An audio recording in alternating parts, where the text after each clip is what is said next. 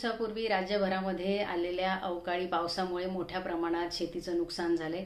बुलढाणा जिल्ह्यातही 2 दिवसापूर्वी वादळी वाऱ्यासह गारपीटही अनेक ठिकाणी झाली आणि त्यामुळे जवळपास जिल्हाभरातील 166 गावांमध्ये घराचं आणि शेतीचं मोठ्या प्रमाणात नुकसान झालेलं आहे। ज्या सरकारने आश्वासन दिलं होतं की आम्ही कर्जमाफी करू निवडून आल्यानंतर, त्याच सरकारचे प्रतिनिधी आज आता हात वर करतायत आणि सांगतायत की कर्जमाफी केली जाणार नाही।